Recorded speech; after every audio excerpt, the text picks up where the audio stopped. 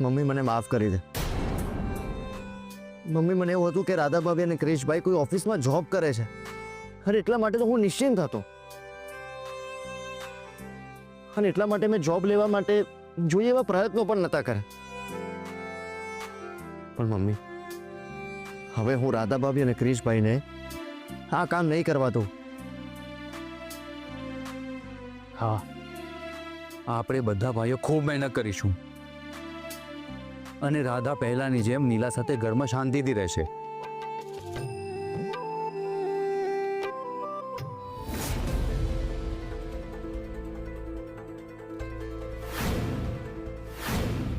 રાધાને હોસ્પિટલમાં રાખવી જ પડશે. લાગે છે મારે રાધાના મમ્મી પપ્પાને જણાવવું જ પડશે.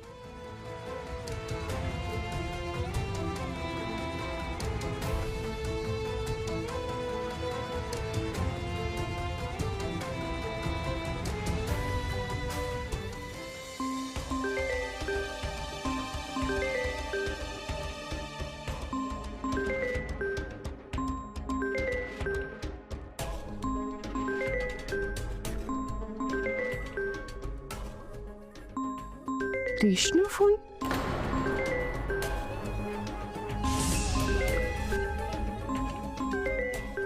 લાગે છે રાધાને એડમિટ કરી છે કહેવા માટે ફોન આવ્યો છે.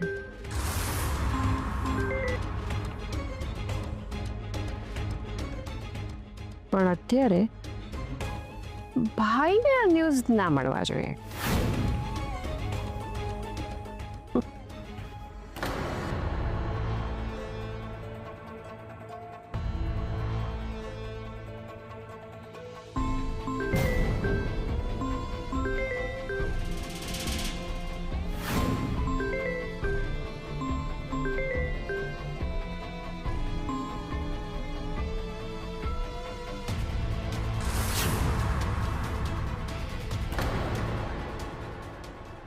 લાગે છે પપ્પાજી કામમાં છે એટલે ફોન નથી ઉપાડી રહ્યા.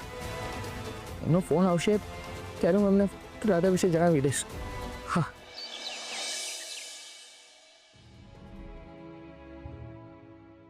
ભાઈ ભાભી, જમવાનું પીરસું છું, ચાલો જમવા.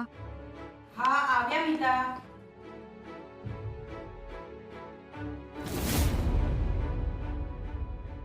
મીતા, તારી થાળી ક્યાં છે?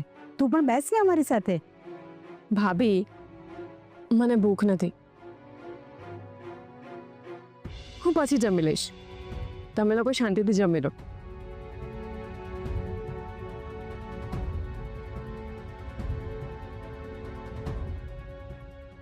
થોડી જ વારમાં અશાંતિ અશાંતિમાં ફેરવાઈ જશે.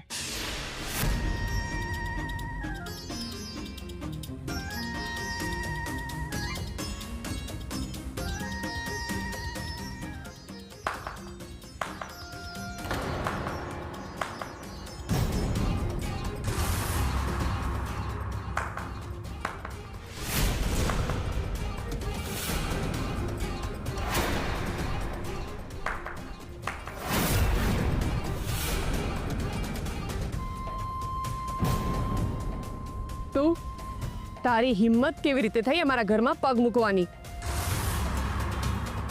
સાંભળો, તમે શાંતિથી જમી લો. મીતા, આને કહી દે કે અહીંયાથી ચૂપચાપ જતી રહે. અમારે આની સાથે કોઈ વાત નથી કરવી.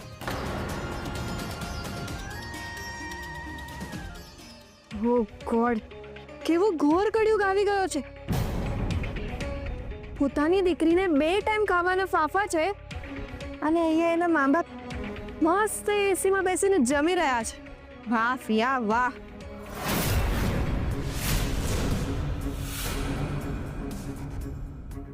પ્યારા, અમારે શું કરવું છે અને શું નથી કરવું એની અમને જાણ છે.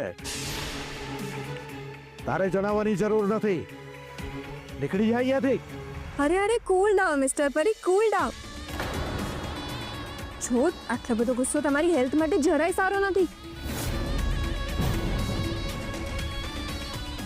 અરે તમને મને જોઈને જ આટલો ગુસ્સો આવે છે તો વિચાર કરો, તમારી દીકરી અને જમાઈને જોશો તો કેટલો ગુસ્સો આવશે તમને. અરે તમારું તો મગજ જ ફાટી જશે.